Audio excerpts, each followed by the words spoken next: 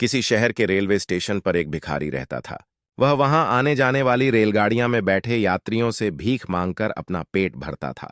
एक दिन जब वह भीख मांग रहा था, उसे एक लंबा आदमी दिखाई दिया और सोचा, यह मुझे बहुत अमीर लगता है। इससे भीख मांगूंगा तो यह मुझे अच्छे पैसे जरूर देगा। वह उस लंबे व्यक्ति से भीख मांगने लगा। भिखारी को देखकर लंबे व्यक्ति ने कहा, तुम हमेशा भीख मांगते ही रहते हो, क्या कभी किसी को कुछ देते भी हो? भिखारी बोला, साहब, मैं तो एक भिखारी हूं, हमेशा लोगों से मांगता ही रहता हूं।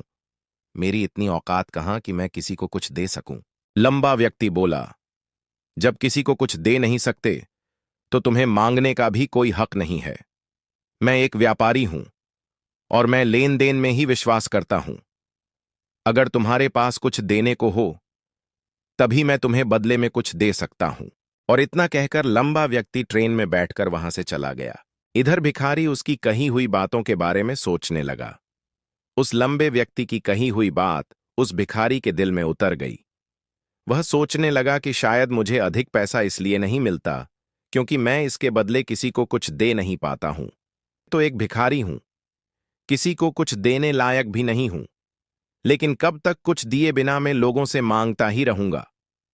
सोचने के बाद उस भिखारी ने निर्णय किया कि जो भी व्यक्ति मुझे भीख देगा उसके बदले वह भी उस व्यक्ति को कुछ जरूर देगा।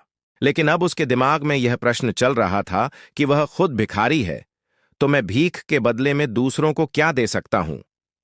इस बात को सोचते हुए 2 दिन हो गए, लेकिन उसे अपने प्रश्न का कोई उत्तर नहीं मिला था।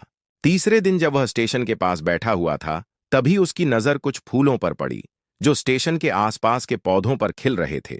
उसने सोचा, क्यों ना मैं भीख के बदले लोगों को कुछ फूल दे दिया करूं। उसको अपना यह विचार अच्छा लगा और उसने वहां से कुछ फूल तोड़ लिए। अब वह ट्रेन में भीख मांगने पहुंचा। जब भी कोई उसे भीख देता तो उसके बदले में वह उसे फूल दे देता। उन फूलों को लोग खुश होकर अपने पास रख लेते थे।